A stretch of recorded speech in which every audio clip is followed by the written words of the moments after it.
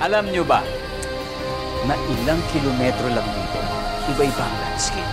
At doon tayo dadalhin ang kapuso model and actor na si Curse Viray sa kanyang off-road motorcycle adventure sa Sierra Madre Mountain Range.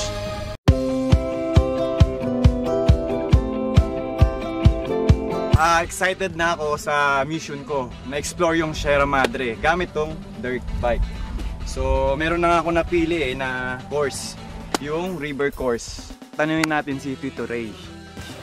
Si Tito Ray po yung may-ari ng Mountain Quest. Yan. Tito Ray, ako nga pala si Curse Viray. Oy, Curse. Okay.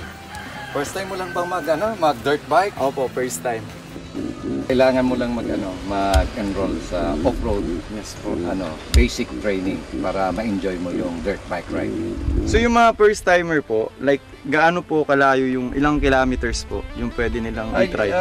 Usually, pagka river course, mga mga 14 kilometers back and forth. Okay, gets ko na, Tito Ray. Maraming salamat po. Okay. Sierra Madre, eto na ako. Pinaka-memorable part ko yung pagbaba namin na muntik pa akong matumba. Kasi doon ko malalaman na kulang pala ako sa balancing. Actually, mahirap kasi first time ko din. Galing ako sa big bike, so iba yung balance nung pagdadrive sa dirt bike sa big bike.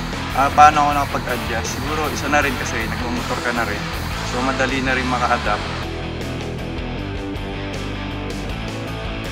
Sobrang na-enjoy ko talaga.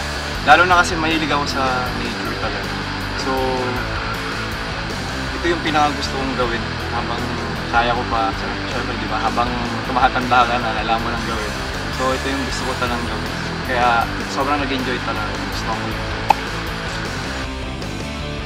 Kaya sa mga kapuso nating on the go, tutukan nyo ang live stream ng ating programa sa official accounts ng GMA Network, pati na rin sa YouTube at Facebook. At mag-comment din kayo sa ating mga kwentong amazing.